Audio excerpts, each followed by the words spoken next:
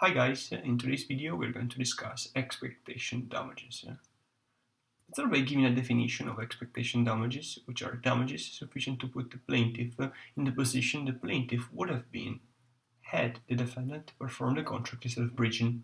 On the bar exam, students have to use expectation damages unless the question specifically states otherwise. So we get to this general formula, which is loss in value plus other loss minus cost avoided minus loss avoided. And this is the formula for the expectation damages. We need to say that other loss encompasses both incidental damages and consequential damages.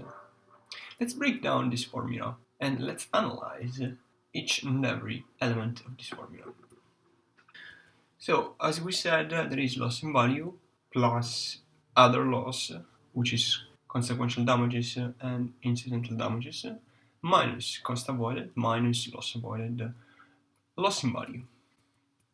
Loss in value is the difference between the performance the non-breaching party should have received under the contract and what the non-breaching party actually received. Of course, if the breaching party didn't perform at all, then the non-breaching party didn't receive anything. And in that case, loss in value would be the contract value.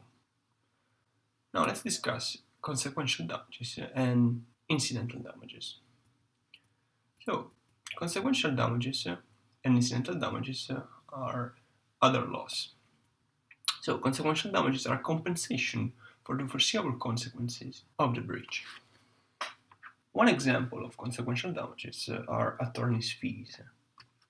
In order to be recovered, consequential damages have to be reasonably foreseeable and have to arise naturally from the breach. Another thing that we need to say on consequential damages is that there is a duty to mitigate. So the non-breaching party must take reasonable steps to mitigate damages, and therefore failure to mitigate limits consequential damages. Failure to mitigate, however, does not limit loss in value. Therefore, a party is entitled to recover only those damages which could not reasonably have been avoided. Other loss encompasses also incidental damages, which are reasonable costs of finding a replacement. Finder fees or advertising costs are an example of incidental damages. Let's move on to the next element of this formula, cost avoided.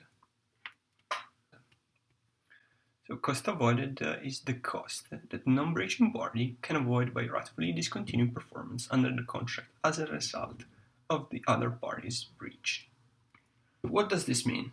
If the non-breaching party still has to perform the contract and the non-breaching party can avoid performance, the cost related to that performance can be avoided. And finally, loss avoided. Loss avoided is the beneficial effect of the breach due to the non-breaching party's ability to salvage or reallocate resources that otherwise would have been devoted to performing under the contract. So let's imagine that under the contract I have to use some resources to perform. Since the non-breaching party doesn't have to perform anymore because there was a breach, the non-breaching party can reallocate those resources and avoid a loss. Alright, thank you for watching. Don't forget to subscribe and watch my other videos on US law. Bye everyone.